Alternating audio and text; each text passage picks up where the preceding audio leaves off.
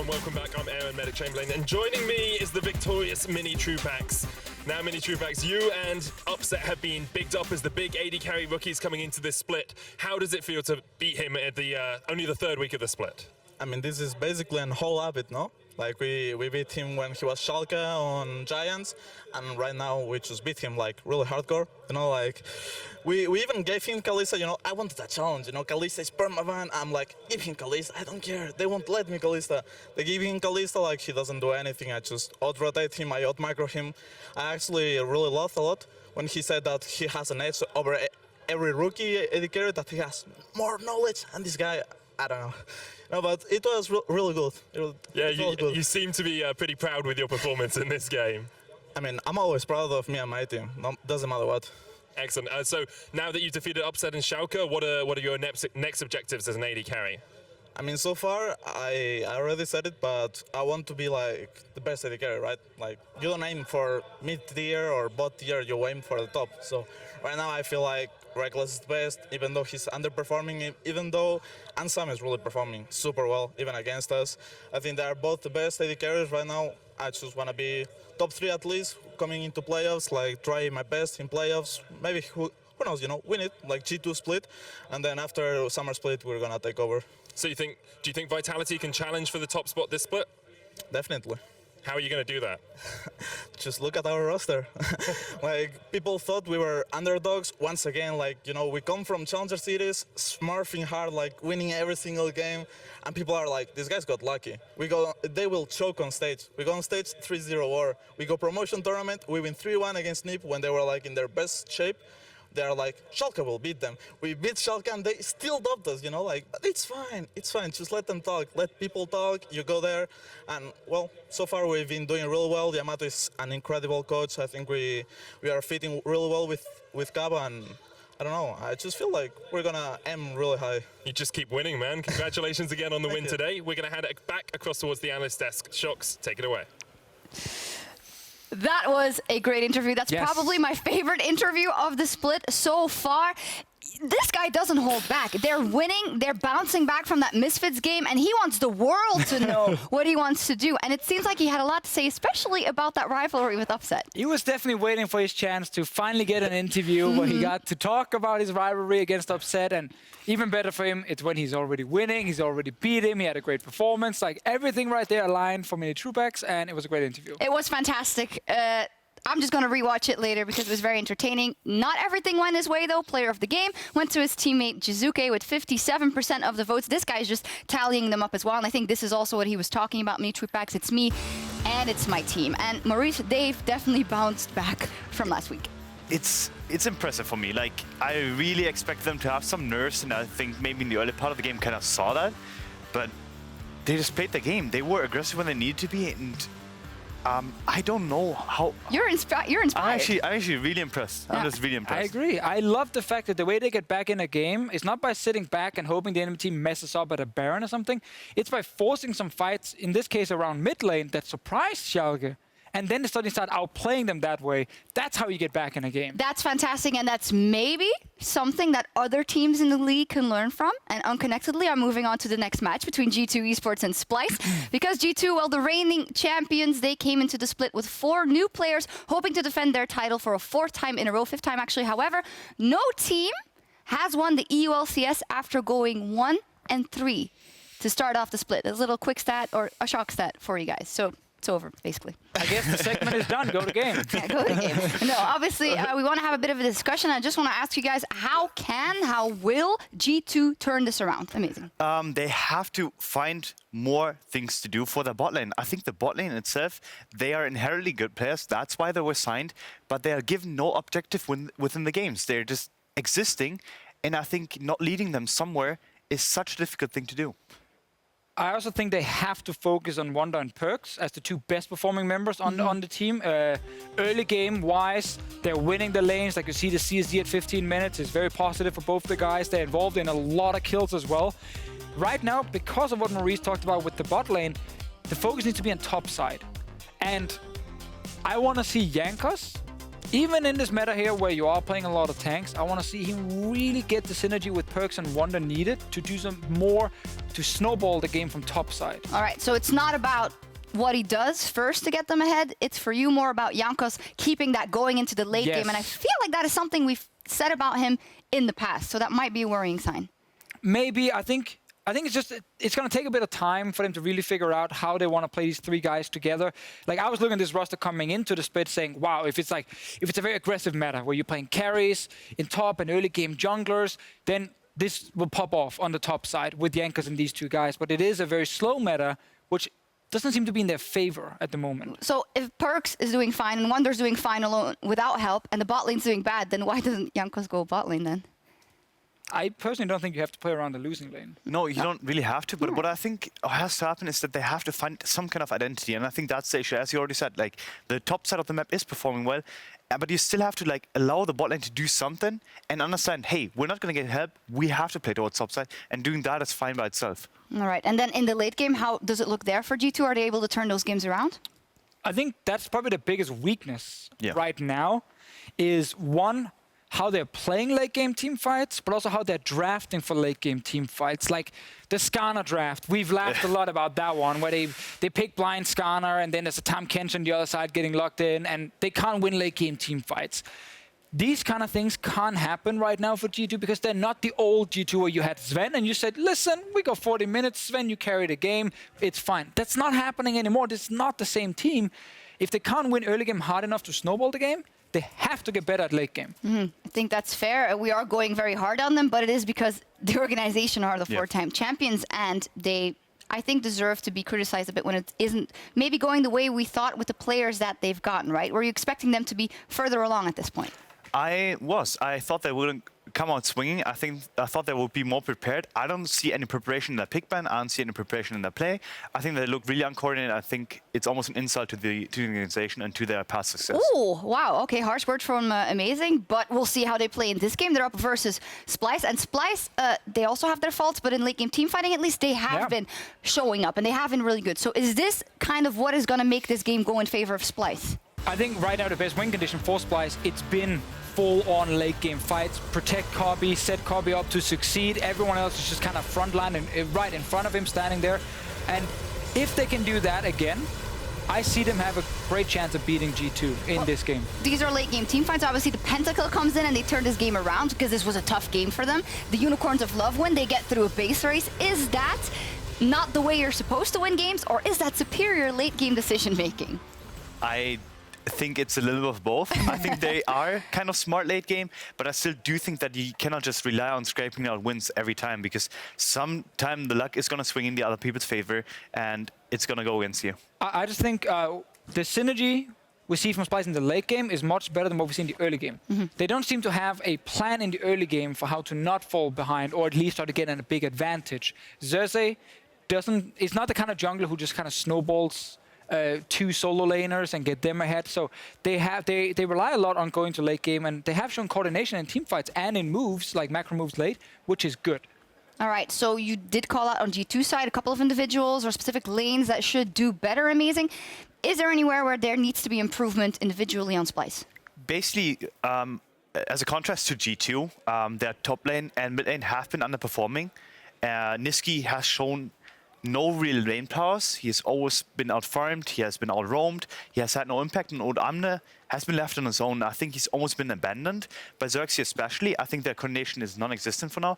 And for them to actually do well, I want Odoamne to actually have an identity within that team and give him some purpose, because this guy left his old organization to re-identify himself, and he has had no resources to do that, and I think that's disappointing to me. Yeah, he also commented before the season when he was talking to Thorin. He said, I want to build an identity for me, and I want to do something else. I want to maybe step up and be that carry. So he definitely has the same idea, but it's hard to do that if the foundations of the team aren't working out yet. Exactly. Like, if Nisqy started winning mid lane and Xerxe focused more on early game, suddenly you can have a mid lane and a jungler who could actually play around a counter pick top for Odoamne. If he's playing Alawi or Camille, these kind of champions, that can work for Splyce. But right now, that's not how the team is playing. I'm not saying that's the best way for them to win. I actually think it's okay in this meta to say late game is where it's at. Most games will go to late game. Giants are finding success that way. They're sitting 4-1 in the league.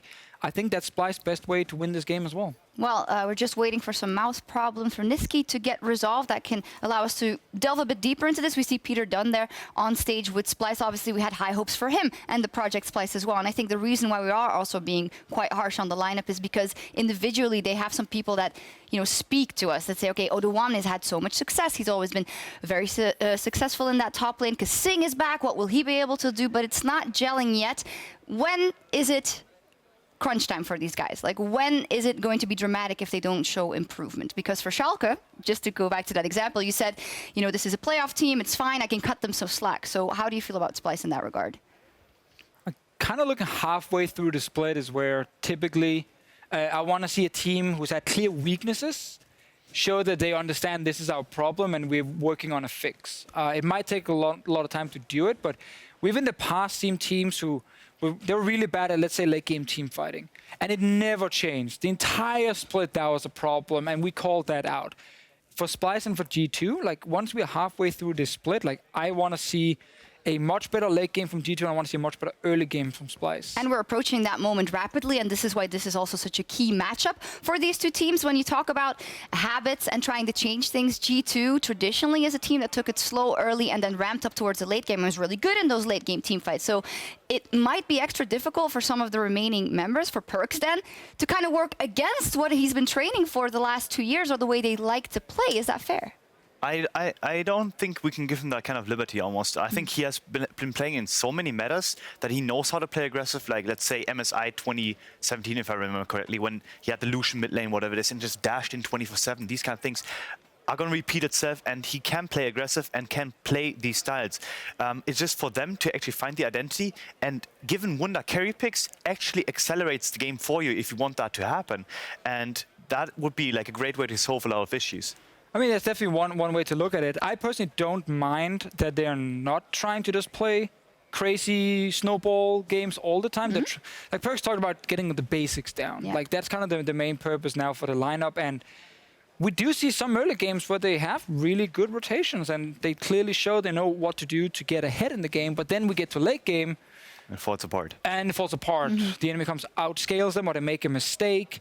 And that's kind of a problem for them right now. But if that ends up getting better, because they draft a great late game comp, and they use that to beat Splyce now, they already show us a lot of improvement, and it's already week 3. Yeah, we're about to get into game. Nisqy is just confirming his setting. So, round of thoughts. I hear you guys saying a lot about enabling Wunder, and the same thing I hear for Odoamne. Let him find a style, let him play his own game. So, is that the biggest point of winning, or point of winning? That's not English. The point where they can secure an advantage.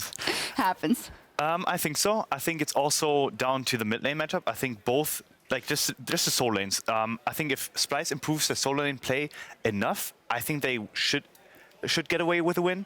If G2 is unable to perform to the usual standards on that side of the map, I think Splyce is going to win. The players are ready, so I'm going to cut you off. But woulda, coulda, shoulda, who's going to win, Splyce or G2? G2. G2? G2 too. G2, 2 votes. Well, both teams will be looking to shake things up here in week 3, so let's send it over finally to Drakos and Vedius to kick things off. Thank you, Sjokz. Of course, I'm excited to see who comes out on top here. And now a lot of confidence in the G2 lineup, but also a laundry list of things that they need to accomplish. Let's remind everything of this G2 lineup. They're going to be starting on the blue side of this game. And in the top lane, they do have Wunder. In the jungle, it's going to be Jankos. Mid lane, PerkZ, AD carry Hjärnan, support Wadid, and their coach Grabs. Meanwhile, their opposition is Splyce, who are going to be looking to try and get themselves another win after taking down Schalke in week 2. Their top laner is Odoamne, jungler Xerxe, mid laner Nisqy, AD carry Kobbe, support kaSing, and their coach Peter Dunn. And I'm going to take the spotlight from you for a second, Drakos, because we're about to jump into the draft. And the cool thing about this draft is we've heard from G2 side, they've made a couple of risky calls, going for a very early Skarner, leaving things like the Tahm Kench open. We've seen a little bit of a weird orientation, but for Splyce, you know, I watched back their game last week when they brought out things like the Zilean, they did the Caitlyn Veigar. I was very impressed with how they were able to deal with Schalke's composition and be able to effectively nullify what Schalke was trying to do. And I feel like this is where we're starting to see the strength of Peter Dunn, where he's been praised for having good understanding of the game, a lot of knowledge, a lot of the pros respect his opinions and knowledge. Okay, But I think it's very exciting to see what the I'm Splyce excited roster can too, do. and we are getting a Champions Select, but I do want to remind you that they also picked Skarner and lost. So, Yes. yeah, so But it made more sense when they picked Skarner. there wasn't a Tahm Kench on the other team. They took Tahm Kench, and we'll see how G2 approaches it.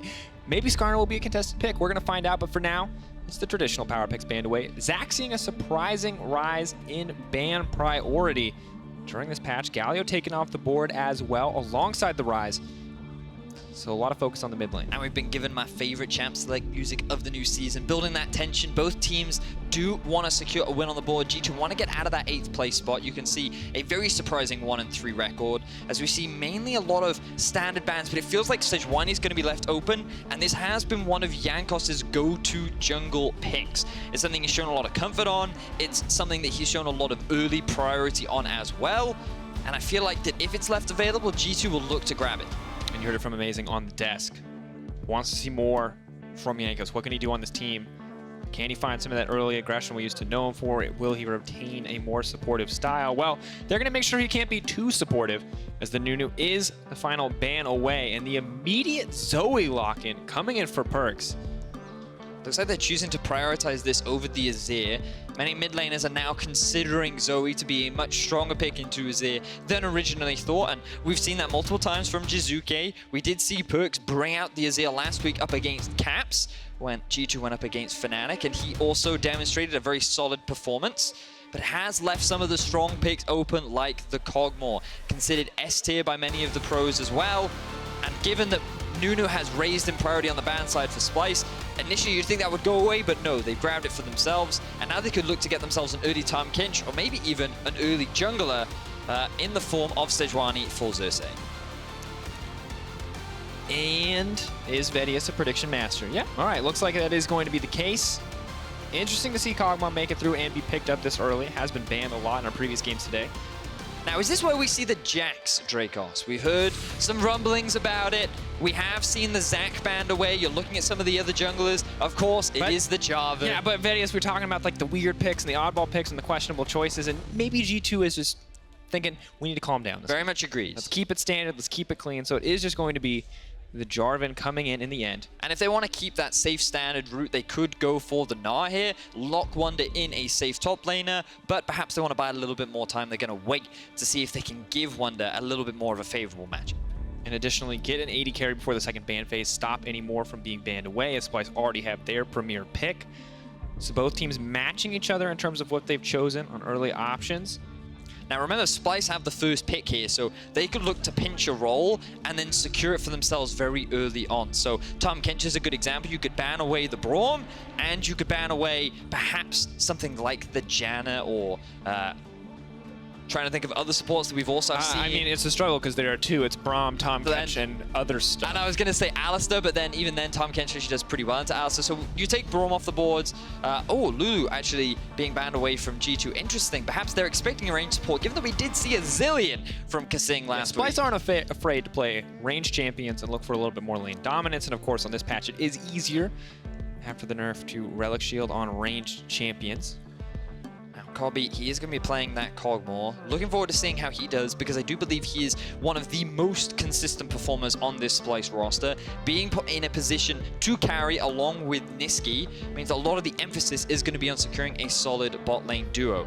Lulu Kog, I think, is the big denial that G2 wanted to illustrate here, and the zillion respect ban. You would have to assume that the Tahm Kench comes out right now for Splyce, but this will mean that in the 2 versus 2, Kobbe and kaSing will get pushed underneath their tower. It's very much now dependent on, do they want that peel, or do they want to try and get a little bit more lane dominance? Kobbe playing with her hearts as he looks for the hover overs here, but it looks like in the end it will be the Tahm Kench locked in. So a lot of protection for the double threats on the side of Splyce. Now G2 has to figure out exactly what they want here. Wadid, mostly known for his playmaking champions on Rawcat, but has been struggling kind of to find his role on this G2 lineup. Looks like this time around it may be a bit more of a defensive choice, as Janna remains the hover over.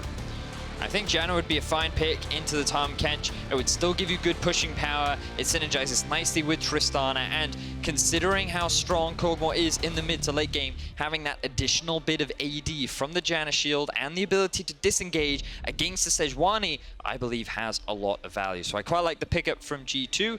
I think given the underperformance of the bottom lane too, picking something very safe and something to easily disengage and get yourself to safety, it also makes a lot of sense. Ornn now the final pickup for G2, despite the nerfs coming through, is still incredibly powerful in teamfights, but we'll get that power a little bit less frequently. We'll struggle a little bit more in the laning phase, and Splyce has to be feeling pretty good. Odoamne finally getting the counter pick. Maybe this is the game where he's going to get a lot of attention on the top side of the map. The other two lanes kind of content to scale up. Now, I think an Alawi would make a lot more sense in this draft. But they're going to go for the tank option, Drakos. They're going to take the safe route. They're going to go for the map. I'm really sad. I mean, to be fair, they have two very good scaling threats. They do, Kog'Maw, yes. insane in the mid game, Azir insane in the late game, right? They both do tons of damage, but you know, we look at this Odo told us he was going to carry. He said, this is my time. And I feel like with this comp, an Alawi had the potential to be great, but regardless, I mean, composition... in lane. In lane, no, in teamfights too, because you have the follow-up with the Sejuani ultimate. I think you have a great way to kick off fights. Tahm Kench flank too, irrelevant. All right, She's not here. I'm willing to believe it, but we'll save it for the next time. Yeah, we'll save it for the next time. Maokai just makes sense in the overall composition of Splyce. Teamfight is the name of the game. Early on, they're going to struggle a little bit in top and bot because both those lanes are going to get pushed in by this G2 lineup. They've gone on themselves the Tristana plus the Janna, they've got Ornn, very powerful pushing lanes. While PerkZ may struggle a little bit, once he reaches about level 6, level 7, his Paddle Star's easily going to be able to match the sort of wave clear that Azir can bring out, and that's where we're looking for the roams. I want to see dives on top lane from G2. Maokai over in the LCK showed us how easy it is to dive this champion repeatedly. He is so easy to shut down in the early game, and G2 need to invest towards the top side, just like our analysts expect. And I want to see the junglers, man. I want to see Xerxe. I want to see him find these opportunities, snowball these lanes early, make sure that it's not just a sit and wait kind of game. But at the same time, I want to see Jankos. Where's he going to go? Where is this early aggression going to come from? How exactly is it going to go down as we get ready to get in the game? We are just waiting for a quick keyboard swap for kaSing. He has the wrong keyboard. He's explaining to our referees now. But for now, enjoy the intense music. I love this music. It makes me feel very... It's really, really intense for Champ Select. That's my only thing. I love it. It's intense. It builds me up. It's so hype. What about when you're eating your cereal, you know? Yeah. Is he going to put it in his mouth? Oh. It's really good that neither of us are allowed to produce any kind of adverts, because I think they'd all be stuff like that. I mean, maybe they'd be like, I don't know, we'd put wigs on random people and get them dancing in front of them. It would be so weird, That'd be dude. awful. It would be so Get like so a baguette weird. if you're going to France or something. Yeah. Dress up like they'd put like League of Legends characters you should definitely ban in solo Like, queue. why would they, like, maybe we'd consider giving someone a flute, and that would just look terrible on an ad. Absolutely terrible. So I'm glad that we don't do that kind of thing. Yeah, Vedius is like, what, ads to watch or something? There have been some... My favorite ads, did you ever see the Cadbury's one with the monkey and the drums? No. It's about chocolate. Don't ask me why, but it's about a gorilla playing the drums, and it's all about chocolate. Great ad. Would highly recommend It's like the movie Chocolat, which is not about chocolate at all, really. Really? Romance. Wow. Totally baited. Thought it was a chocolate Definitely movie. would have been thrown off by that kind of a name. But for now, Jankos. He's focusing. This is his prime and ready state, folks. Don't doubt that for a second. He is not napping. He is focusing. He's meditating. He's getting into the zone. You can tell by the hands. Who sleeps like that? No one. No one. No one. You put a finger near that man's mouth, it's gone. He's ready. He's a predator at this point. He is ready to jump into that game and obliterate people. Yeah, he is playing the Jarvan this game. Jarvan has the ability to make a lot of early ganks happen. We can see the classic Jankos style. The one thing we're going to have to keep track of is a thing that G2 love to do, which is invade enemy blue. They're currently on the blue side, and what you'll see is they'll take the first blue, the enemy team will take the first blue, and then they have a rough timing of when it will spawn. Then what they'll do is PerkZ will set up a push, the bottom lane will set up a push, and you will see both Wadid and PerkZ move with Jankos to invade and put pressure down onto the enemy blue buff. And they've done this so consistently multiple times throughout the first few weeks of the LCS. And they're pretty consistent at taking it away. if they don't take it away, at the very least, they're going to burn a couple of summoner spells, and it's just some of these early macro plays that G2 have demonstrated they are very effective at implementing. And have to wonder how Splyce is going to handle it. What Splyce is going to do in the early game to shut G2 down. Of course, a level 1 going slightly awry, not the end of things, but if you keep giving G2 opportunities to snowball, things can very quickly turn against you. And when you're playing against a Zoe, you don't want to give her any chances to snowball. We saw what Xerxe could do in the previous game when he was given the opportunity to start picking members off, even after a difficult laning phase, even after a difficult level 1. Yeah, and we praised Xerxe, but we gotta look back at the team fighting from PerkZ last week. Yes, G2 as a whole have struggled in the mid to late game, but that man had some fantastic plays going up against Fnatic. His positioning was great, his bubbles were consistently landing, and while he did mess up the combo with the ult and the Q a couple of times, when it really mattered, this guy stepped up. So I'm very excited to see him play it once again. Even though she's obnoxious, a very fun champion to watch when she's played properly. As long as you're not playing against her. Yeah. You don't want to watch someone else play her properly in your solo queue. But as an update, as to the reason why we are paused currently in game, kaSing has requested from League officials if he can swap his keyboard. There is no issues with the keyboard, but in terms of personal preference, you know, he's got the Tahm Kench keyboard, he's got the Zillion keyboard. Right. None of this is true. I'm making this up as like, don't take that. Don't buy extra keyboards if you're like, oh, that's why. So that's what I do. Oh! That's why I'm stuck in silver. I need a don't have a Zoe different keyboard. keyboard for every champ. No, You were not wrong. One keyboard is fine, but for kaSing, just like his weird addiction to pillows the last time that he was in, or cushions, sorry, cushions, the last time he was in. Dude, he had to have his cushion or he couldn't play. Clearly he's overcome this, and now it's become about keyboards. But I can see him getting set up on stage. He is feeling hyped. He's feeling ready. Oh, look at the fire, the passion in his eyes. He says, I'm playing Maokai, and I have never felt more alive in my entire life. I've just been informed that the keyboard has been plugged in. We're moments away from getting in the game. Headsets being checked. Serious nostril flares.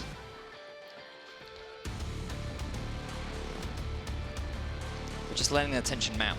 Yeah, see, that's the nice thing about this music, is it's always, no matter what we're talking about, even if Vedius adds to watch or whatever, tension is building. Yes. In the background. So let's remind people, 2-2 is the current record for Splyce, 1-3 for G2. G2 want to get out of that 8th place spot. They want to begin the climb back to glory. And it can all start here, unless Splyce have something to say about it. Dramatic pause. Crowd is ready. Vedius and I are ready. Hope you're ready at home, because it's time to get into game. G2 Esports versus Splyce. G2 Esports fighting back up from the bottom of the bracket. Can they bring Splyce down with them? Even up the score. Well, the Splyce find themselves at 3-2. Now, as a reminder, if you're just joining us, two very different drafts, approaches, and how they wanted to play the game. Vedius, what was the most important takeaway on the side of Splyce? What is their objective here? Slow early game. It's been a trend that they have stuck to. We heard the analyst talking about it earlier on, and we've seen it multiple times from Splyce. Just generally with their playstyle, they're not interested in building huge early game advantages. Their focus is on farming, waiting for item spikes like the Rage Blade done for the Kog'Maw, the Nash's Tooth finished for the Azir, and for a couple of the That's a lot of things to get to the late game. They're waiting, basically. Yeah. So Splyce, they're very much about the mid to late game team fighting. But the other thing that's important to remember about this matchup, something we often forget, is this is a lot of former teammates battling. Wunder versus Kobbe, Jankos versus Odo, and if you want to go real old school, Hjärnan versus kaSing. Man, I'll never forget that interview on the analyst desk when Sjokz turned to Hjärnan and said, "Why do you think that your play is so good right now?" And he said simply, kaSing. And now he must go up against his former brother, his former teammate. But now they're bitter rivals. Wouldn't he like to go up on the analyst desk, and when he's asked why is his play so good, say, Wadid? That's his goal. That's what he would like to achieve. But the same for Jankos and Odo. Former brothers, teammates, they worked together. They went to Worlds together. And now they're bitter rivals. And I just feel like Wunder and Kobbe, they're getting to that point where they soon too will become bitter rivals. Xerxe, there you go. Guys, this is an analyst on our analyst desk. This goes naturally. I'll play Sejuani just for you. There you go.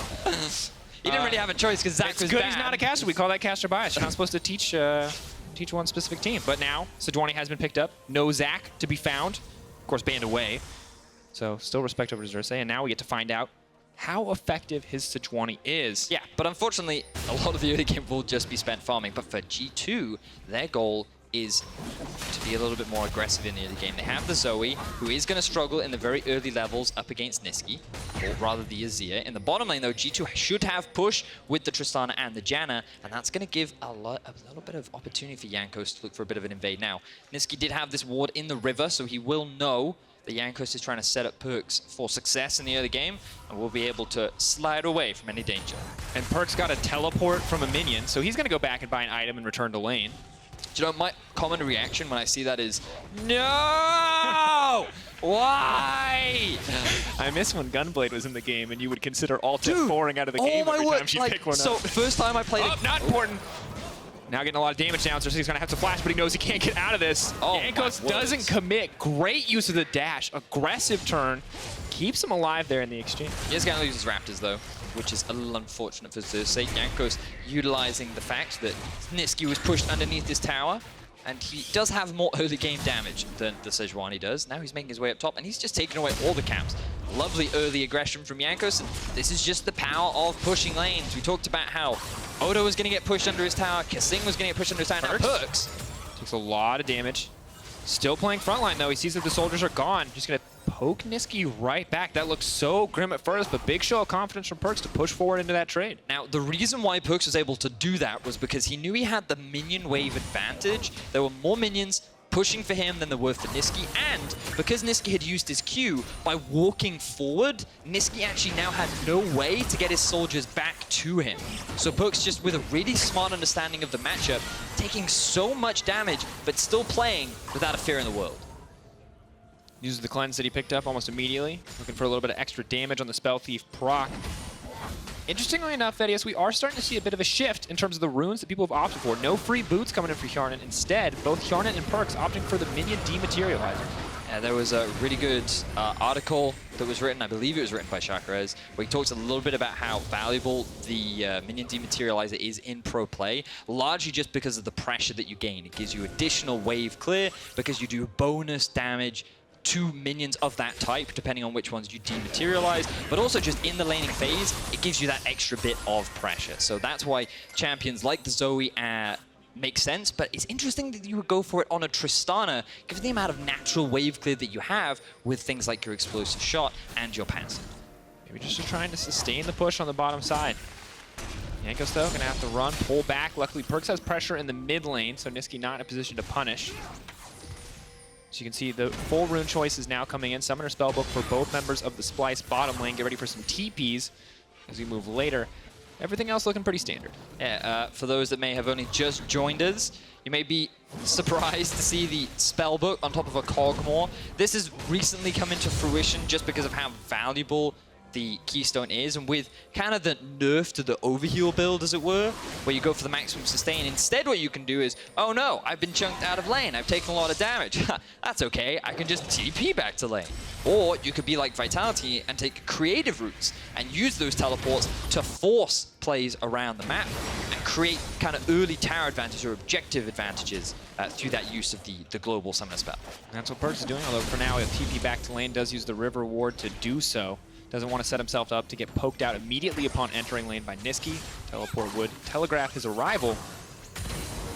PerkZ now hitting that point that you talked about earlier, Vedius. You talked about the 6, level 7, kind of being an important break point in this matchup.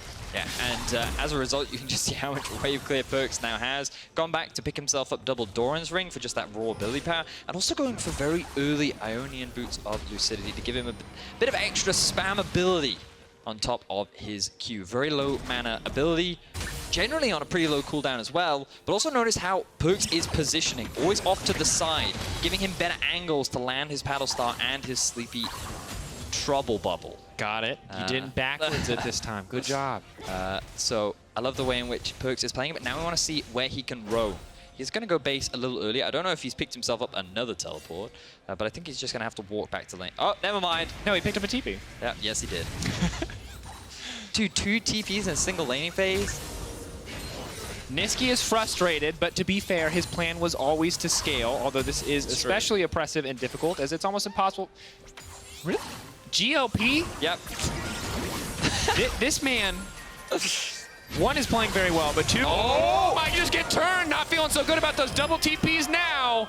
Nisqy has no mana. J4 is here. PerkZ running for safety. He wants it. One more auto. Doesn't get it. Oh, so close. Good play by Nisqy. PerkZ playing with fire there, and Nisqy with a very confident punish.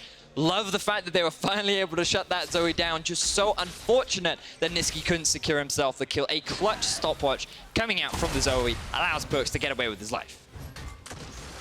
Now we get a chance to take on the top lane as the mid lane is an absolute bloodbath. And Wunder and Odo just trading it out. This is the tanky top lane. We don't see this as much as we used to, Vedius, but it does feel sort of kind of like the wet noodle fight of days past. We haven't used that phrase in a while. That used to be our buzzword, but since the tanks have been disappearing, and we have to look in a little bit more closely at the players, because individuals like Odoamne haven't really been stepping up like he used to. We've seen a lot of attention put towards him from the opposition, but for him individually, he really hasn't had the same performance that he would have liked. But that's the most attention we're going to get on top side because they're both playing tanks this time around. So there's no reason to give them attention and all of the focus. So I've just been updated. That was Zoe's 5th TP of the game. Thank you, production, for that bit of information. Fifth cast of TP or remember fifth pickup? That was the 5th use of TP this game. So 8 minutes, folks. 8 minutes. But remember what we were talking about with regards to the blue control. They had bot pushing. Given that Zoe was now level 7, she had the ability to move up with the jungler, and G2 once again maintain control around these objectives. And this just echoes the fact that G2 are playing the early game well. They know how to use pushing lanes. They know how to use the strengths of their composition. And they're able to find these early advantages, which is why they're one of the best teams at building early game leads. The problem comes when you get to the mid game. Splyce is playing a scaling composition. They expected this to happen. What they're relying on is G2 to make these mid-game mistakes, to fail, to properly close out the game, build up bigger advantages, play properly around the Baron, with which their comp can then scale up, start to win fights, and then turn the game back in their favor. Question is, can G2 execute cleanly on the advantage that they've built in this early game? Because the mid-game, the late game, that's been the struggle for them. But PerkZ playing with a lot of confidence, very cocky here. Xerxe going to look for the lockup. Jankos trying to turn it back. He will grab 1 kill. It is there to back him up, and they are going to be able to retreat. A good sleepy trouble bubble on the deathbed of PerkZ will take him to safety. Wadid now on the run. Retreating into no man's land. Not a whole lot of interest to chase. You can see teammates pinging out a path of escape, but very bloody exchange. I feel like good response comes in from Splyce, and honestly, good positioning from Xerxe to punish the aggression there from PerkZ. Yeah, I think that was a smart play from Splyce. But Xerxe was just hanging over the wall, was able to punish the fact that PerkZ has consistently played extremely far forward up in this lane. But again, Jankos was always in the vicinity. This guy has spent a lot of time hanging around the middle lane, making sure that PerkZ can look to play this way. And I feel like G2, they were just setting up for the dive. They were waiting for the play to happen. Unfortunately for them, Xerxe was ready and was able to punish himself. Yeah, not quite respecting the potential for a counter gank. Maybe a bit too confident in the visions they do have. Surprised me a little bit because I did see in the replay there was actually a ward just behind the Raptors. So perhaps Xerxe taking a route that meant that he didn't end up getting spotted. And G2, regardless, they ended up falling a bit behind, but gold still ever so slightly in their favor. And now they have the Rift Child as well, so that could turn into a 1k gold advantage if they're able to take down a tower. Blue buff will go over to PerkZ. Does not have his 6th or 7th teleport of the game, so we'll just return to lane instead. He's swapped out. Going for the cleanse now.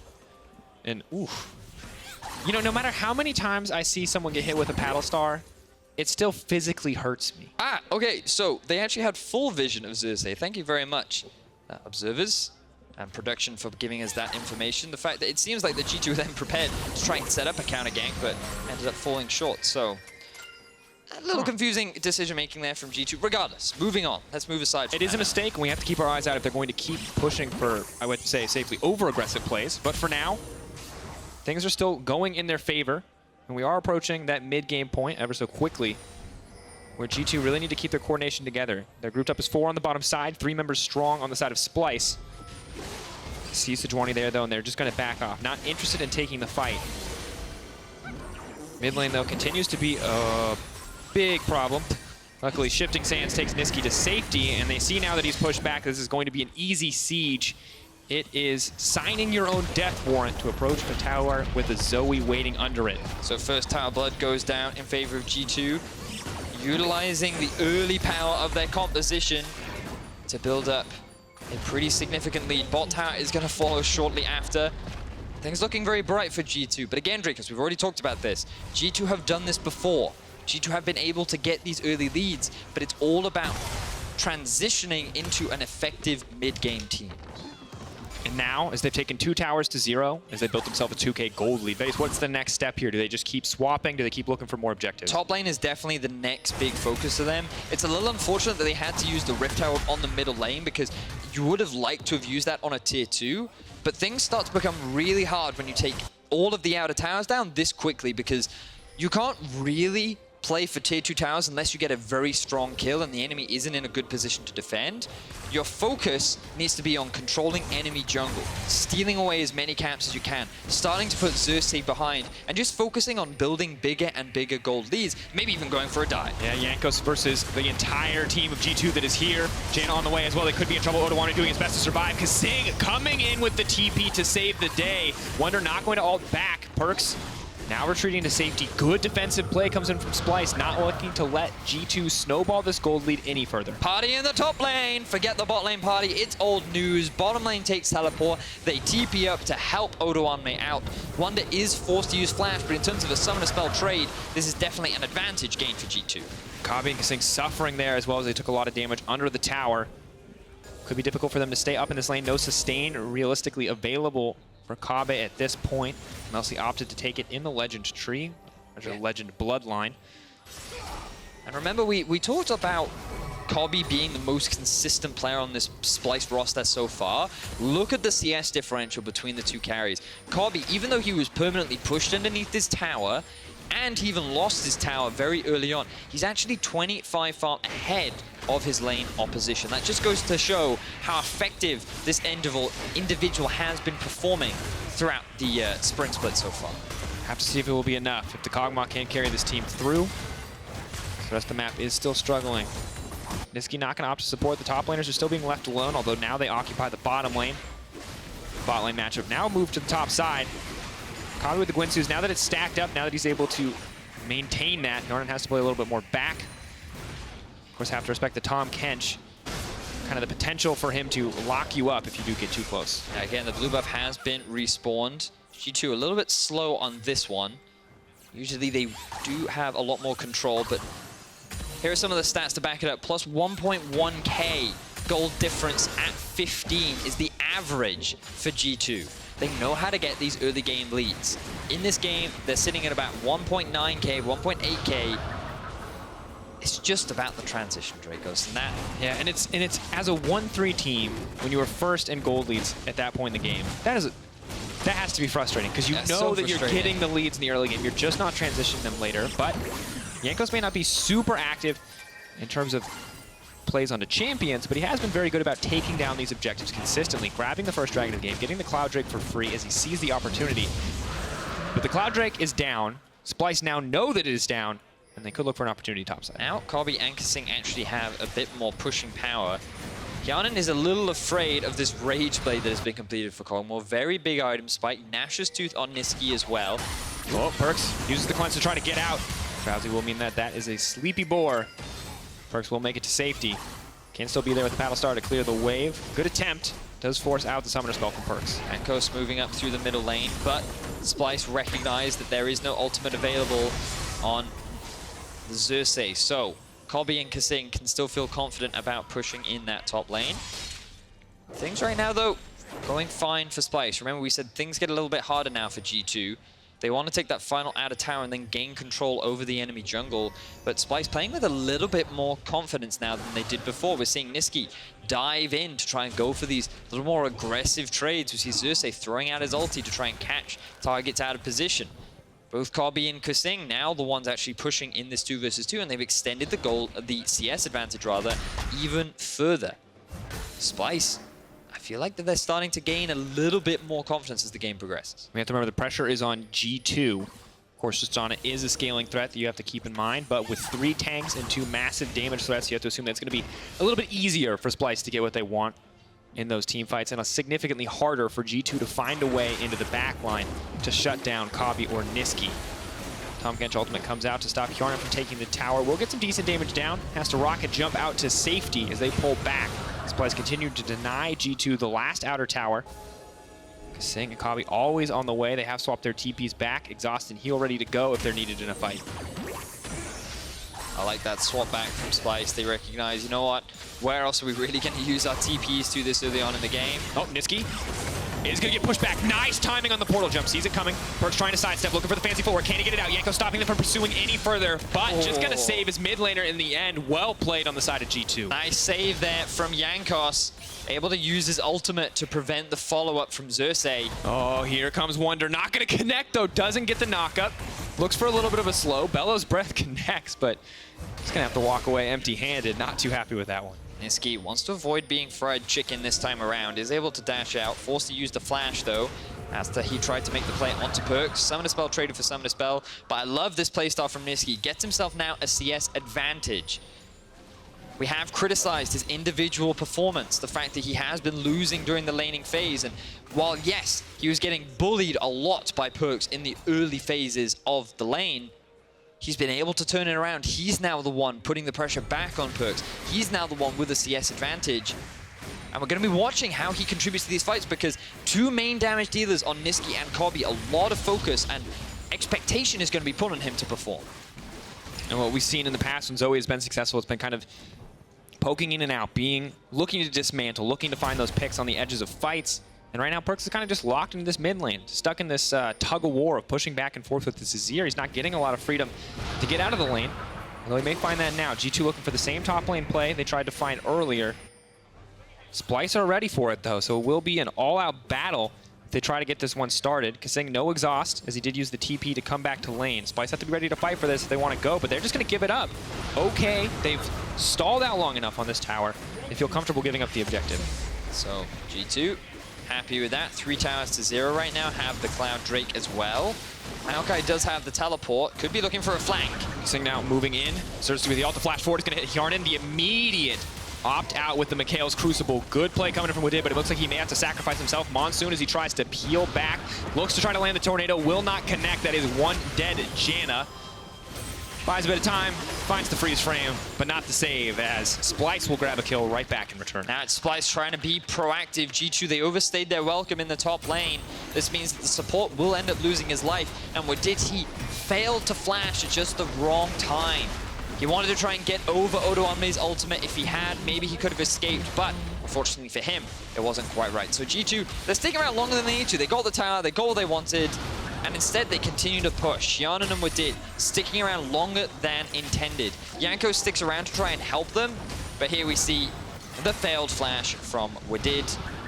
You saw the intentions were good, execution, not quite so much. It's like, in theory, you can flash over an Ashe Enchanted Crystal Arrow, but it's kind of hard. Maybe just flash to the side. In this case, it's like there's 5 Enchanted Crystal Arrows, so maybe just accept your fate. Goes for the noble escape anyway, not going to find it, so Splyce do manage to strike back. Gold lead still in the favor of G2. We're 20 minutes into the game, 3 towers to 1. Cloud Drake for G2 as well. 1K gold lead, Baron now live, Infernal spawning shortly, but Nisqy continuing to scale up, approaching the 2-item point. Kog'Maw is there already, and he's starting to get pretty scary. Kobbe going to be a massive damage threat. Now for Splyce, one of the big issues they've had in the past was their inability to find successful fights. When we saw Xerxe playing Xerxe, he actually had a very impressive performance when it came to a lot of the initiations. He went on to really good targets, his focus was very intelligent, and now he's playing Sejuani, which is... I'm not sure if it's easier or harder to initiate. I guess with the range, Xerxe would arguably be easier, but you have a bigger AoE with the Sejuani, so either way, he's on something that can force fights, which is a good thing for Splyce, especially when you have an AD carry like Kobbe. And you have to be decisive, because unlike Xerxe, once you go in, you can't really get out. Xerxe has always the luxury of the ultimate to try to pull himself back to safety, but Xerxe still has been struggling in this game. You can see the jungle CS difference and the fact that there is a completed Warmogs on the side of Jankos. So a bit of an edge onto the G2 jungler. Jankos, however, maybe not wanting to approach the Azir without intent to kill there. It does take a lot of poke. Infernal has now spawned. G2 have pushing mid and bot. They're bringing the AD carry down as well to help secure this objective. It looks like Splyce are going to give this one over for free. And of course, if Splyce opt to take the fight, they'll be greeted with a free redemption, courtesy of Zoe. So have to be careful, but ooh, big confidence move here. They actually have an Azir and a... This is nuts. Kog'Maw is there too. If Splyce can burn through this, they actually are. They're burning through it so quickly. They should just be able to take it down. G2 trying to force this fight, but Splyce with a way more decisive call are going to get the Baron in the end. Was it worth it, G2? You can have your consolation prize, but it's now Splyce in control of the game. And it's these mid-game decisions, Drakos. G2, they thought that they would be safe to take over the Infernal Drake, but they moved their AD carry down as well. They completely conceded the top side of the jungle, and Splyce just said, oh, well, we have a control ward. We know your jungler isn't here. We have Kog'Maw and Azir. We're more than happily going to take this objective for free. And any other champions, I could understand the decision that G2 had, but that's a Kog'Maw and Azir. These guys are basically built to kill Baron. They do so much consistent damage. And now all those towers that Splyce missed out on the early game, they're basically free. Yeah, it's going to take a bit of time, but they have plenty of it. 2 minutes and 45 seconds till that Baron buff expires. This should be all the tier 1s quite easily. Odo already working on one on the bottom side, but you still have to give respect to that Zoe. PerkZ trying to poke down Kobbe every chance he gets. We talked about how Odo has been one of the underperformers, but he is yet to die this game, Drakos. He's feeling happier. A couple more resources invested his way in the sense of double TP meant that he wasn't camped this game. He's actually had a solid performance. Yes, he's a little bit behind, but now we're going to see a lot more of his value in these fights. Maokai did not get camped by G2. The Maokai has come through, and you're just starting to see this team fight composition come together for Splyce. They're hitting those big item spikes. They're going to start to look scary. Ooh, Vedius. It's just Splyce punishing so well that decision from G2, still just caught me off guard. This team is shaping up much quicker than I expected after seeing some of the fumbles in previous weeks, but they are looking good this time around. Even Nisqy, while struggled in the landing phase, not nearly as much, showing a lot more confidence. And I like that Splyce is still putting a lot onto this guy's shoulder, that now in the late game that he has to be a bigger carry threat. Confidence comes in from Hjärnan. Odoamne is still on the front line. He flashes out. I think Odo thought to himself, my teammates were closer than they actually are. He took a little more damage than he wanted to, so he's forced to flash away. This could hurt their ability to initiate, waiting for Nisqy to arrive. PerkZ just continuously poking, 5 men strong from Splyce in the mid lane. G2, though, not scared, not afraid to take the fight. Only a 2k gold difference in 25 minutes, definitely not the end of the world, but Kog'Maw and Azir are steadily getting stronger, so it's going to take PerkZ to poke down a massive threat. That is a drowsy Kog'Maw. Is going to stop any follow-ups. So Xerxe's ulti, even though it hit the right target, not going to land to much avail, but Splyce are steadily getting chipped down. Have to be careful, have to respect the paddle stars.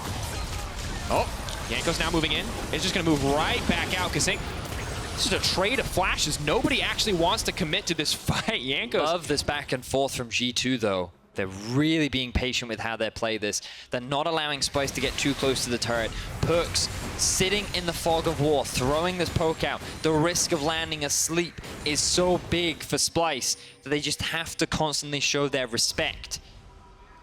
And they're not able to secure themselves that mid-tier 1. So G2, they weather the storm of the Baron and they only end up losing 1 turret. And in so many games, Baron is usually guaranteed tier 2s. This game, they can't even finish off the mid lane tier 1, so well played on the side of G2, but Splyce are still here. Splyce are ready. They have my word. Edge on the wave. And now, you know, we've criticized Nisqy, but look at this. Level 16 Azir to the 14 of PerkZ. He spent so much time grouped up with his jungler and just throwing out this poke that Nisqy's been moving off to a side lane. He's been farming his way up. You can see he probably, and if we can just have a look at the gold, you can see that he's sitting on a healthy amount right now because I believe he hasn't backed in a while. This is going to be scary for G2 because I don't see ways in which they can really win these fights. You can see 1,700 gold right now. He's just waiting for the Void Staff to come through. And Splyce now continue their siege on. Wunder only going to land onto 1, though. Splyce pretty comfortable to keep the siege going. They have a Kog'Maw and Azir. They don't even need the Baron buff. They're going to break their first tier 2, start to extend that gold lead. 3k in their favor.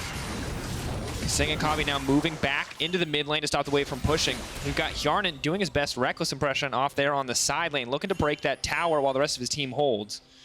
And that's why Splyce were able to make this move, because Hjärnan was not near the team.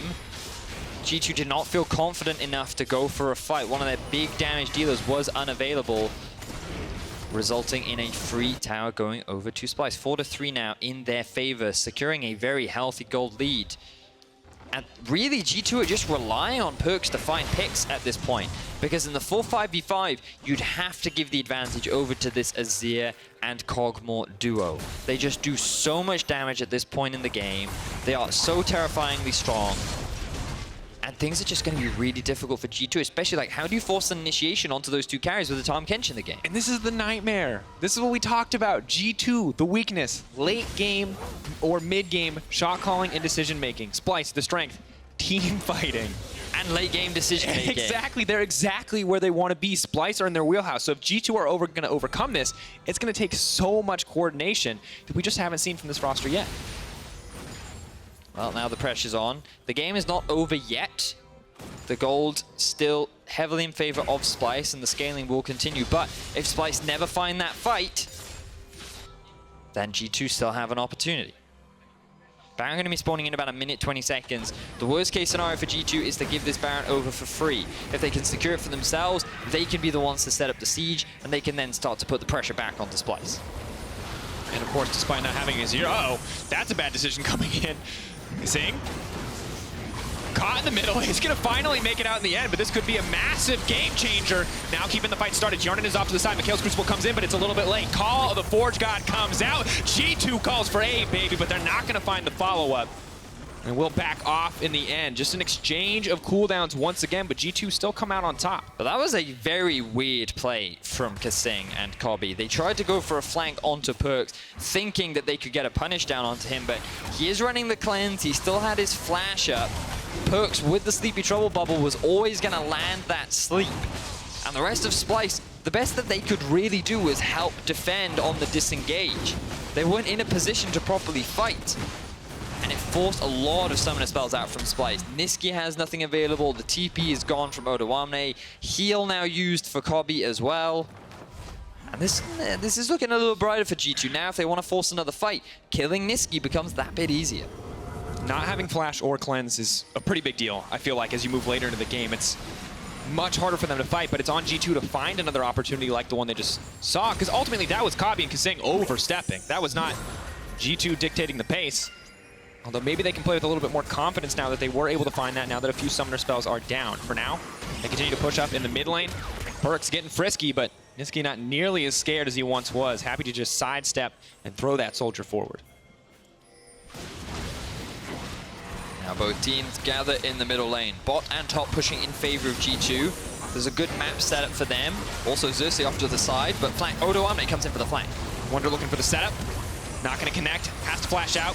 Odo could be in trouble. Hjärnan goes over the wall. This man is so aggressive, but he is not scared. Odoamne is set to fall, and it looks like he will be taken down. Meanwhile, Sleepy Trouble Bubble goes in, but it's just the one pickoff thus far for G2, and it could not be better timing. Baron is up and available.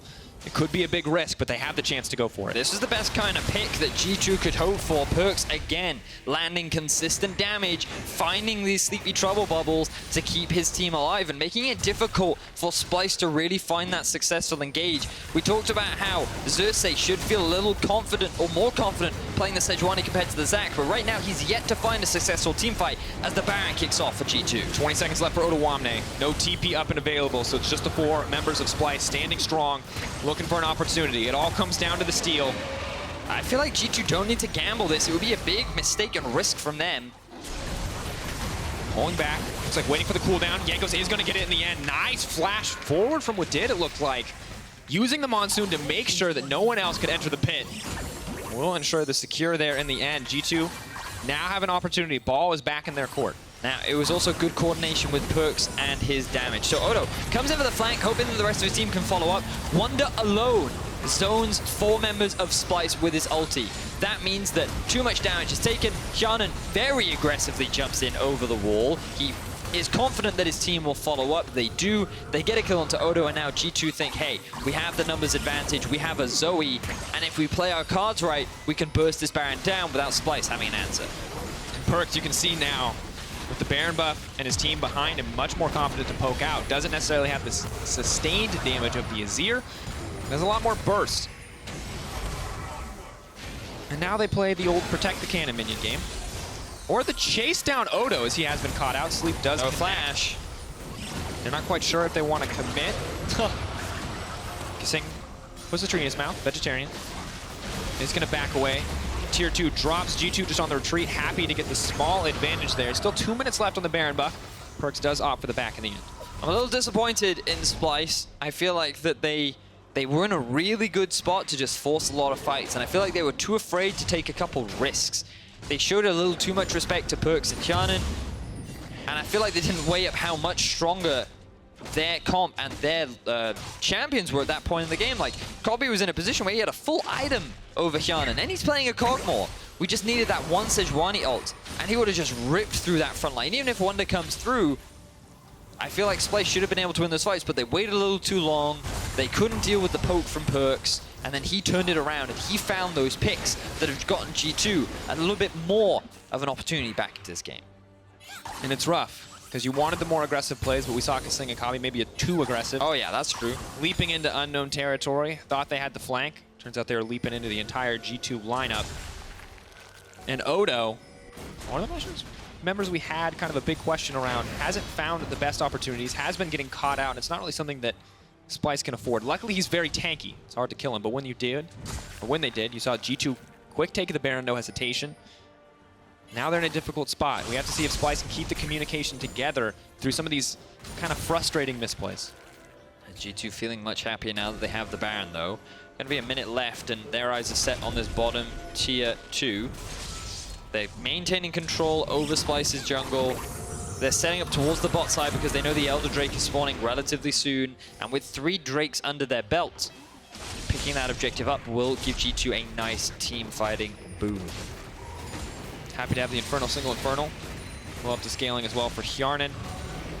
He starts to finish more AD items. PerkZ continues to snipe onto Odoamne. Maybe not who you'd consider the priority target, but a tank entering the fight with 50% health is not a good thing. Jankos continues to utilize that Cataclysm, not to find kills, but to zone people off of the tower. G2 starting to get a bit of a death grip on this game as they just keep pushing in, stopping Splyce from responding, but Baron buff is about to fade. Maybe now Splyce can start to fight back. Exactly that. With the Baron buff gone, Splyce's comp kinda is in a better position to try and force these fights, but we actually have to see them force it. PerkZ is the one causing the issues right now. He still has the cleanse. I think it makes a lot of sense in this point of the game, but also the Banshees. This is another thing that makes it even harder for Splyce to find that initiation onto him, because as long as that is up, just what spells are you going to use to initiate on the obnoxious little tricks? Yeah, what are you willing to give up? What team fight value will you exchange to hope? Oh, can he do it? Can he do it? Can he do it? Can he do it? Nope. Not going to get it that easy, Vedius. That's probably the best one you could hope to pop it, though. Not or maybe a Kog'Maw ultimate. Yeah. Also not bad, so decent options. Nisqy. Banshee's Veil himself. And of course the Tahm Kench Devour looks like it does cancel the sleep in the end. Doesn't have it twice, though. So it's just going to be the body block this time around, although no follow-up is going to come through on the Paddle Star. You can see G2 getting themselves back to even with that Baron, as it was a 3K Baron power play. But look at the minimap, because you can see G2 set up a lot of deep vision, but the Dragon itself, Splyce have plenty of wards littered around and know that this is happening. If they want a challenge, we're going to see a fight. 4K dropping. Ult straighted. Maokai versus Ornn. Throwing it back, hitting 2 members of the team. Kobbe still on the backside. 3K on the Elder Dragon. Not sure who's going to look to take it. The fight has already started. Jankos, what is the decision going to be? He's trapped in the back of the pit. G2 are on the retreat. PerkZ is not going to connect any of the skill shots. Jankos is just sitting here tanking this Dragon. What is going on? Jungler's going to battle it. Jankos gets it. Huge team fighting against G2 if they can force the fight. Xerxe is already left in the pit. He's going to get taken out immediately. kaSing says no, but Jankos wants to keep the fight going. So low is the thick skin procs. Sleepy on the backside is the Tahm Kench, but Wunder leaps into safety. PerkZ on the front line. He's going to find one as Xerxe finally falls. And now it's a Zoe on the hunt. Can she get any closer? Hjärnan moving in as well. If they can find the reset, they can keep this fight going. Flash is coming out for Splyce, and things are just starting to fall apart. Sundisk will ensure a safe retreat, but that is a big win for G2. Oh, it certainly is, Drakos. They've got their eyes set on the first inhibitor of the game as well. 5 members strong. G2 are looking to turn this game back in the favor of theirs. Inhibitor goes That was dead. awful. That was so bad. And G2 turn it back in the favor of theirs. hours. Thank you very much. I will be here all week. Anyway, G2 now reclaim control over the enemy jungle. Baron going to be spawning in about a minute's time. Elder Drake should still be up when they take that objective too, but what we're seeing is a great combination between PerkZ and Jankos when it comes to securing these objectives. Look at the burst, the burst coming out from PerkZ as he takes out this dragon. They're just weathering the storm of these ultimates. Wunder soaking up a lot of the damage, while Jankos soaks up a lot of the Drake damage. And this dragon goes from 2.5k to 1,000, 700, and then Jankos gets himself the smite. Well played. You can see the re-engage, how close this fight is, but once Splyce are scattered, we saw this in the previous game with Schalke, once they're struggling to find a position for that back line, it gets harder and harder, and where your tank line just gets cut through so easily before a fight even starts, it's pretty much impossible to play these fights out as an Azir, as a Kog'Maw. Yep. It certainly is, and when all of the initiation tools are also left unavailable, Splyce, unfortunately, are kind of left up a creek without a paddle. Therefore, someone who does have a lot of paddles is PerkZ, and he's looking to use it. Oh god, he's fearless. Odoamne, kaSing, all three tanks are there, and they're backing off. They're not interested in going toe-to-toe. Sleep lands. He's gonna connect. Odo, nice. Knock back. May just get taken down here. A lot of damage comes in. kaSing trying to play save the day. Good engage comes back from G2. It's Xerxe who's now in trouble. He may have given his life for his top laner, but that's the reset. Now they're looking for a little bit more. Jankos on the front side. Hjärnan leaping forward. No hesitation here as G2 see the advantage. They smell blood in the water, and now they're looking for the kill as they push for their second inhibitor of the game. G2 feeling confident. They've used this Zoe pick so effectively to shut down the late game comp of Splyce. They're going to get themselves another inhibitor. Let's see if Splyce can answer. Are G2 going to stick around, or are they going to back out? PerkZ still poking in. Sleepy Trouble Bubble. What a skill. I mean, to be fair, PerkZ, you can say what you want about the champion, but this man has been playing her beautifully. Fantastically. Even after the struggles in the mid game, you have to give him credit for landing it. But if you're on the side of Splyce right now, one of that, if it ever lands, it stops your fight in its tracks. If you were looking for an engage, it's just so difficult to play against. And now G2 have full control over the jungle. PerkZ acting as gatekeeper, even uses the flash he picked up just for an extra bit of BM. And you can think but nothing else but defeat for the side of Splyce. Now this is the pick that came out from G2. PerkZ using the ghost that he picked up from his Spelthy to chase down Odoamne. kaSing didn't have the consumer until the very last second, but the burn still coming down from the Elder Drake secures the kill. And then with him gone, the front line is missing, and G2 is saying, you know what, we can just keep going. We can continue to siege. Nisqy not there either to help in the fight, and the creep wave is so massive. Triple cannon minions comes in as well, so it's just set up for G2. Good prior wave management makes that play count double, and now you can see we're just at the 6 item threshold. We're at the 6.5 item threshold, Vedius, because we can't forget the masterwork upgrades coming in for Ornn. The Molten Edge for Hjärnan. I know that one just because of how many times Medic said it, and it's a nice upgrade, but my word, G2, they're looking good right now. Have to close it out though. And that's the thing that's exciting about this game and terrifying if you're G2, because one mistake can turn this against you. PerkZ goes forward, and every time he does, he plays a little bit with fire, because Nisqy and Kobbe do so much damage. Portal Jump always going to take him back to safety, but it might bring a Maokai with him. Might bring something else along. Splyce, they're still looking at Kobbe or Nisqy to make some kind of hero play, but Sleepy Trouble Bubble is going to force him back. That's going to be easy approach on the tower. Slow, steady siege for G2, and PerkZ is just raining down hell from afar. And that is the final inhibitor tower down. Just one inhibitor left for G2 to take, which will likely secure their victory. And here comes Splyce. Ulti used on Wunder, not the target that they wanted to hit. A lot more comfort now comes in for PerkZ. Not a single target going to get hit. And now all the initiation tools are gone for Splyce. They're going to be forced to retreat. Ban-empowered super minions bash onto the Nexus towers. And you can't help but think G2 have nothing but secured this game. This is Splyce's Alamo. They have the tools. How long can they hold out? Oh man, double super creeps. Vedius, you're right, it's looking grim. Hjärnan, will he get free access to the towers? It looks like he will get to one on the top side. Cuts through it almost immediately. Odoamne is not even a tank anymore in the face of how much damage this Tristana does. Hjärnan, his wood cutting level is 99, and he's looking to show off his cape right now as they siege on, but that's a lot of damage from Nisqy. I want to spec into some other stats too. Maybe a bit of defense, maybe a bit of HP will certainly help, but for him, he's all about that attack speed. Inhibitor respawned, not for long. With trouble Mo, Jankos sees an opportunity to get on the Kobbe, is going to block him off as PerkZ tries to find the opportunity to go for a little bit more. Odoamne is moving in, Call the Forge Guard going to stop the fight in its track. Odoamne trying to retreat, Sleepy, Trouble Bubble connects, actually going to snag the kill. Xerxe now going to go down. G2 sees the win in their sights. This is the last dance for them. Pulling back against Nisqy, tries to hold on. Wunder not afraid to tank the tower, that's the lockup. kaSing has to save. Nisqy now moving forward onto PerkZ, pushes Jankos back. It's one man in the midst of all of G2, but it's just not enough. G2 move in, it's the slow, steady closeout. It's going to be their game, and they're going to move up to a 2-3 scoreline with this win. G2, on the back of PerkZ, are able to stay alive, weather the storm, and find the picks they needed in order to turn this into a win. Things were looking dire in the mid game. They lost that Baron to Splyce.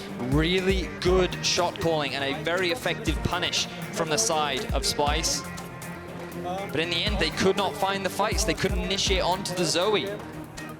They did not, or they weren't willing to take that gamble and go for those risky plays in order to win out on the fights. Already in the mid game, they should have been the stronger team. Good to see, though. Coordination comes together. They're able to play a game out slow and steady, finding the opportunities where many teams would have struggled. Here we go. Former brothers, still brothers at heart. Lots of hugs. And there, look at the hugs. Former teammates, still happy to see each other. Good friends, even after the battle on the Rift. It was a slow game, Drakos. Yeah, this was a little more 8.1 classic as opposed to the new 8.2 that we've been seeing today. But you can't, I still respect Splyce, right? We talked about them, we said, hey, this is the team that plays the late game. Well, they drafted towards that. They tried to play towards it, but they still left a few too many weaknesses. And I feel like when a Zoe, when you just can't lock down the Zoe, right, in a situation like this, it's just so hard to play. It's one of those things you have to go back and review, right? Because you can make the argument Splyce should have tried to force more fights, but the counter argument is how easy is it really to force fights onto a Janna, Tristana, Zoe? You know, like, that is a comp that is excellent at disengaging. They constantly have this ability to find picks and poke you out, and maybe Splyce need to be a little bit more creative. Yes, maybe the onus is on them to find those opportunities. Perhaps the comps were just what made it too difficult for Splyce to really find those opportunities. So it's one of those big debate things. Need to go back and watch to see how that all broke down. And I want to see how this team progresses, see how G2 progresses as well. There's a lot of growth across the EU LCS right now, and how teams are going to develop their identity is always interesting.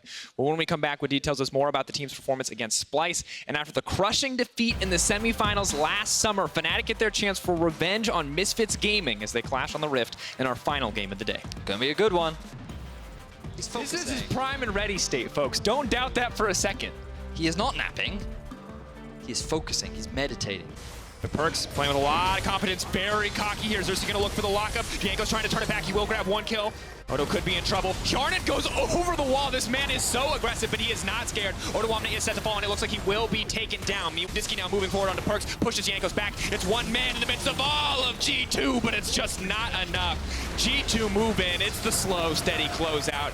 It's gonna be their game, and they're gonna move up to a 2-3 scoreline with this win.